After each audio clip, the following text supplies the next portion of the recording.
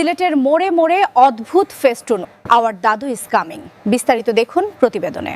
গত দুদিন ধরে সিলেট নগরের বিভিন্ন মোড়ে ঝুলছে অদ্ভুত ধরনের ফেস্তুন। ফেস্তুনে লেখা রয়েছে আওয়ার দাদু ইজ কামিং। এতে জামাত ইসলামের আমির ডাক্তার শফিকুর রহমানের ছবি যুক্ত রয়েছে।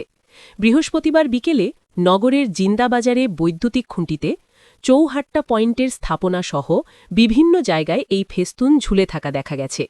টেলিভিশনের জনপ্রিয় সিরিজ গেম অফ থ্রোনসের সুপরিচিত একটি সংলাপ উইন্টার ইজ কামিং। ২০১১ সালে সিরিজের শুরুতেই শেষ সময়ের সতর্কবার্তা ও বিপদের প্রতীক ইঙ্গিত করে দেওয়া হয় এই সংলাপ। ওই টেলিভিশন সিরিজের স্লোগান পাল্টে আওয়ার দাদু ইজ কামিং স্লোগান লেখা হয়েছে ফেস্তুনে।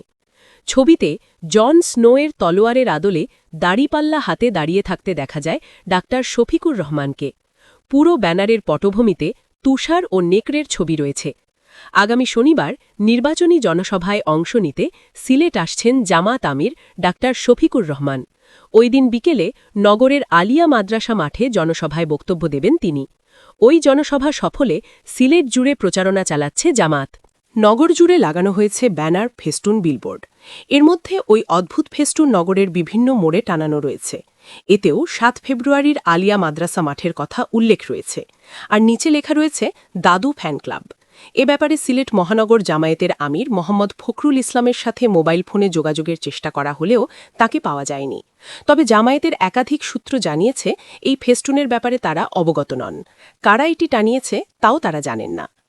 গেম অফ থ্রোনস সিরিজের শুরুতে দর্শকদের পরিচয় করানো হয় এমন এক জগতের সঙ্গে যেখানে শীতের রুক্ষতা ও ভয়ঙ্কর বিপদের ছায়া বিরাজ করছে।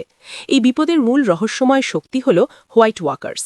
সিরিজের মূল ক্ষমতার লড়াই ৮টি প্রধান হাউস বা পরিবারকে কেন্দ্র করে। এই ৮ পরিবারের একটি স্টার্ক পরিবার। তাদেরই মূল মন্ত্র ছিল উইন্টার ইজ কামিং। এর অর্থ কঠিন সময় আসছে, সতর্ক হও।